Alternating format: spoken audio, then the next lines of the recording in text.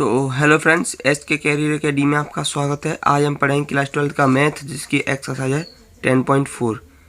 सबसे पहले हम पढ़ेंगे 10.4 प्रश्नावली के कुछ महत्वपूर्ण फॉर्मूलास। तो आइए देखते हैं। तो सबसे पहले पढ़ेंगे हम सदिश गुणनफल। क्या पढ़ेंगे? सदिश गुणनफल। सदिश गुणनफल होता है क्रॉस गुणनफल, यानी कि ए क्रॉस बी। और अब तक पढ़ा था हमने अदिश गुणनफल। अदिश गुणनफल होता है ए डॉट बी। क्लियर? तो देखेंगे कि हम सदिश गुणनफल किस प्रकार निकालते हैं। अगर हमारे पास दो सदिश दिए हैं, एक तो सदिश ए दिया है और एक दिया है सदिश बी। मान लेंगे, माना सदिश ए बराबर दिया है A1 I plus B1 J plus C1 K, और सदिश बी बराबर दिया है A2 I plus B2 J plus C2 K। Clear? अगर हमें सदिश गुणनफल निकालना है, सदिश गुणनफल यानी कि A क्रॉस B का गुणनफल निकालना है, तो इसको निकालेंगे हम सारणिक विधि से। ध्यान रखना, क्रॉस गुणनफल को हम सारणिक की सहायता से निकालते हैं। तो सबसे ऊपर लिखेंगे हम I J और K। उसके बाद लिखते हैं हम पहले सदिश के गुणांक, यानी कि I का गुणांक कितना है A1, J का गुणांक J के नीचे B1 और K का गुणांक K के नीचे, यानी कि C1। फिर लिखेंगे दूसरे सदिश के गुणांक, यानी कि A2, B2 और C2। आगे हम सारणिक की सहायता से इसका प्रसार करेंगे, तो वो I, J और K के रूप में होगा। किसके? I, J और K के रूप में होगा। इसका मतलब है कि I के सामने कोई संख्यात्मक गुणांक होगा, J के सामने कोई संख्यात्मक गुणांक होगा और K के सामने भी कोई संख्यात्मक गुणांक होगा, यानी कि वो I, J और K के रूप में आंसर आएगा। आगे हम पढ़ेंगे, जैसे कि हमने डॉट गुणनफल में जो नियम पढ़े थे वो अलग थे, और क्रॉस गुणनफल में जो नियम पढ़ेंगे वो अलग पढ़ेंगे। अब देखेंगे अदिश गुणनफल में हमने पढ़ा था कि अगर हमारे पास दो सदिश हैं, उनके बीच का कोण निकालना है, तो हमारा फॉर्मूला हुआ करता था cos थीटा बराबर ए सदिश डॉट बी सदिश और दोनों का मापांक, यानी कि ए का मापांक और बी का मापांक। क्लियर? इससे हम दो सदिशों के बीच का कोण ज्ञात करते थे। लेकिन अगर हम सदिश गुणनफल में कोण निकालेंगे तो यहाँ पर साइन थीटा चलता है, तो ये रहेगा sine theta equal to A cross B का मापांक अपॉन ए का मापांक और बी का मापांक, ए का मापांक और बी का मापांक। अदिश गुणनफल में हमारा a dot A equal to क्या होता था? 1।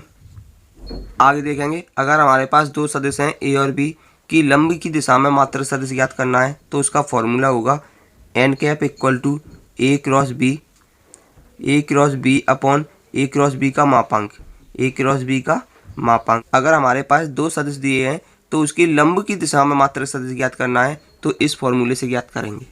अब हम देखेंगे दिक्कोज्जियाएँ। दिक्कोज्जियाएँ क्या होती थी? कॉस अल्फा, कॉस बीटा और कॉस गामा।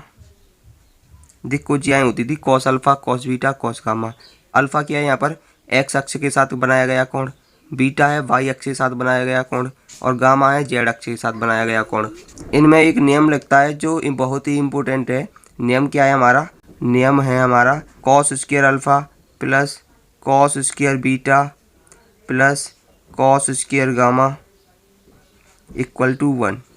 अक्सर ये पूछ लिया जाता है कि दिक्कोज्जियाओं के वर्गों का योगफल कितना होता है, तो दिक्कोज्जियाओं के वर्गों का योगफल होता है 1, यानी कि cos square alpha cos square beta plus cos square gamma बराबर कितना होता है? 1 होता है। अब हमने अदिश गुणनफल में पढ़ा था कि ए डॉट बी बराबर होता है बी डॉट ए के, लेकिन यहाँ पर सदिश गुणनफल में ऐसा नहीं है। ए क्रॉस बी बराबर नहीं होता है बी क्रॉस ए के, लेकिन उसमें अगर माइनस चिन्ह लगा दिया जाए तो इसके बराबर होता है, यानी कि A cross B minus B cross A के बराबर होता है। ये बात याद रखना कि A cross B minus B cross A के बराबर होता है। अगर इसे पलट देंगे तो हम माइनस चिन्ह आगे लगा देंगे। एक और नियम पढ़ा था हमने अदिश गुणनफल में कि ए डॉट बी इक्वल टू 0 है, तो वहाँ पर सदिश होते थे लंबवत। कैसे होते थे? लंबवत। लेकिन अगर यहाँ पर ए क्रॉस बी बराबर 0 है, अगर यहाँ पर ए क्रॉस बी बराबर 0 है, तो यहाँ पर दोनों सदिश कैसे होंगे? समांतर। कैसे होंगे? समांतर होंगे। अदिश गुणनफल में हमने पढ़ा था कि ए डॉट ए इक्वल टू क्या हो जाता है? ए के मापांक का स्क्वायर, लेकिन यहाँ पर पढ़ेंगे क्रॉस में, तो ए क्रॉस ए इक्वल टू कितना हो जाता है 0। क्लियर? यानी कि वहाँ पर अगर हम समान सदिशों का गुणनफल करते थे तो उसका वर्ग हो जाता था, लेकिन यहाँ पर हम समान सदिशों का गुणनफल करेंगे यानी कि क्रॉस गुणनफल करेंगे तो उसका मान कितना हो जाएगा 0। अब क्वेश्चन नंबर 1 को देखेंगे। यदि सदिश ए बराबर इतना दिया है और सदिश बी बराबर इतना दिया हो तो ए क्रॉस बी का मापांक ज्ञात कीजिए। तो यहाँ पर हम लिखेंगे दिया है सदिश ए बराबर इतना है और सदिश बी बराबर इतना है, तो इसका क्रॉस मल्टीप्लाई करेंगे तो ये हो जाएगा ए क्रॉस बी इक्वल टू, सारणी की सहायता से करेंगे तो ऊपर लिखेंगे आई जे और के। तो पहले लिखेंगे ए के सभी सदिशों के गुणांक से पहले लिखेंगे पहले सदिश के गुणांक, यानी कि आई का गुणांक 1, जे का गुणांक -7 और के का गुणांक +7। फिर लिखेंगे बी के सभी सदिशों का गुणांक, यानी कि 3, जे का गुणांक -2 और के का गुणांक 2। क्लियर?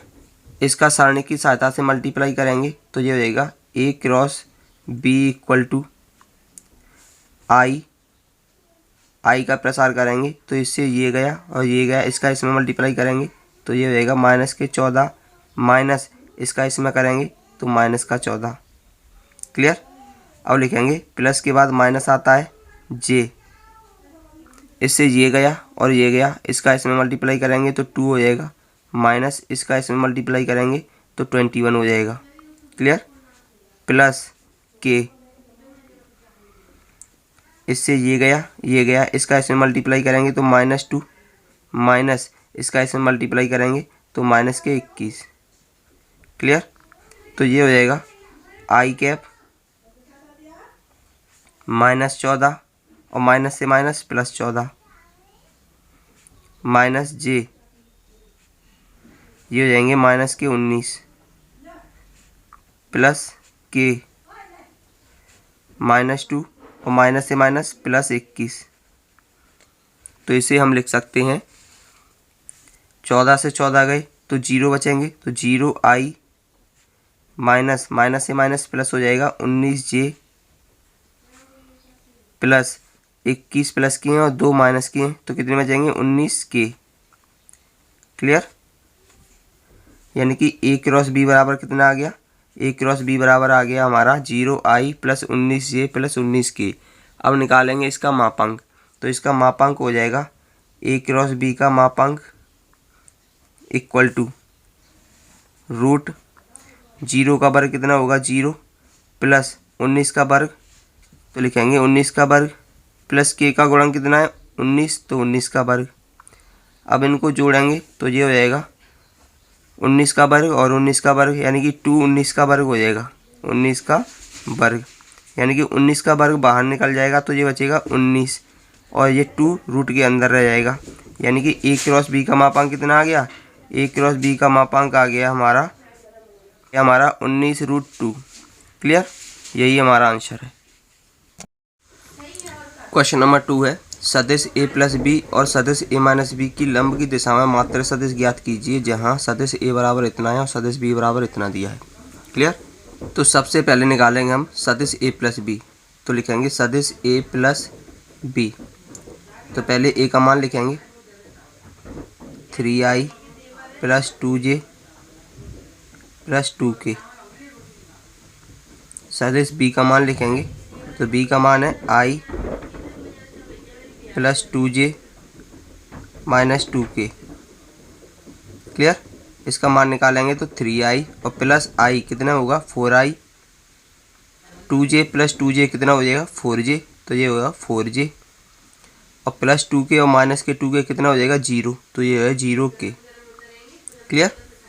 अब निकालेंगे सदिश a माइनस बी, तो लिखेंगे सदिश a माइनस बी। तो a का मान लिखेंगे पहले 3i plus 2j plus 2k। Clear? Minus b का मान लिखेंगे, b का मान ये है i plus 2j minus 2k। अब इसमें से इसे माइनस करेंगे तो 3i में से i जाएंगे तो कितने बचेंगे 2i प्लस 2j में से 2j जाएंगे तो 0j बचेंगे, तो लिखेंगे 0j और प्लस के 2k और माइनस से माइनस ये भी प्लस हो जाएंगे तो कितने हो जाएंगे +4k। क्लियर? तो लिखेंगे अतः सदिश ए प्लस बी और सदिश ए माइनस बी की लंब की दिशा में मात्र सदिश। फॉर्मूला क्या होता है, N cap equal to A cross B on A cross B का मापांक। क्लियर।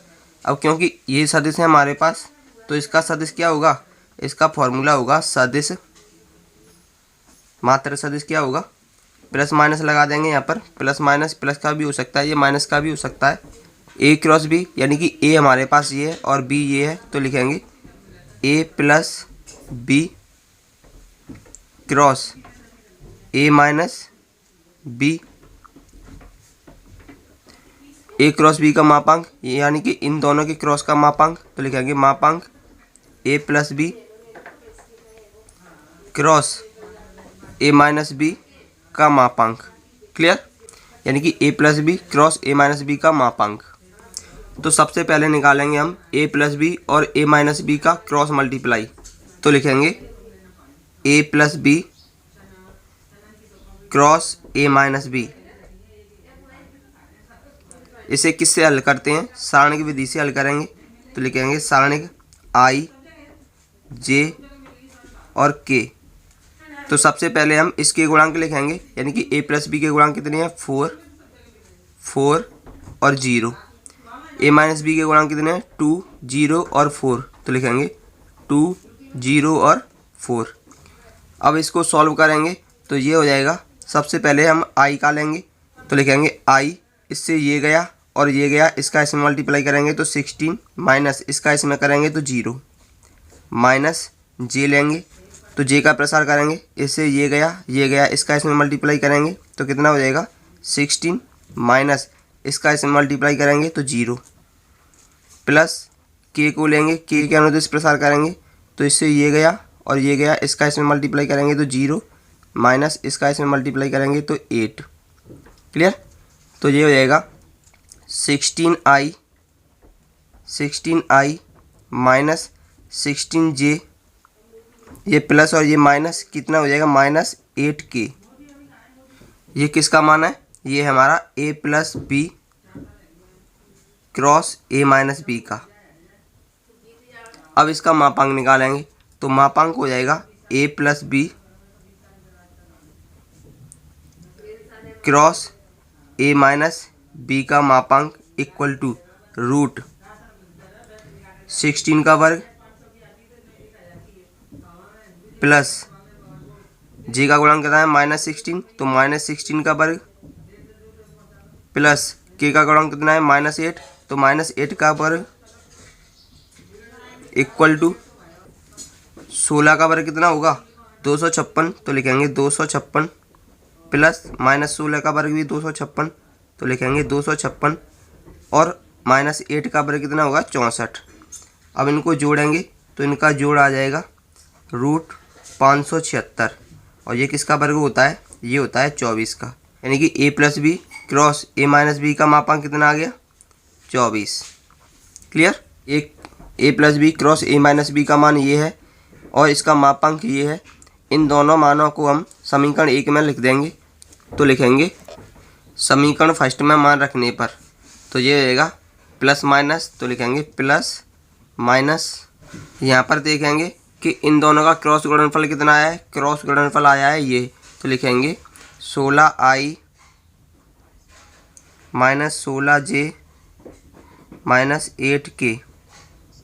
और देखेंगे इन दोनों का मापांक कितना आया है, मापांक आया है 24, तो लिखेंगे 24 का इन तीनों में अलग अलग भाग दे देंगे, तो ये आएगा 16i/24 माइनस 16/24 जे माइनस 8/24 के। क्लियर।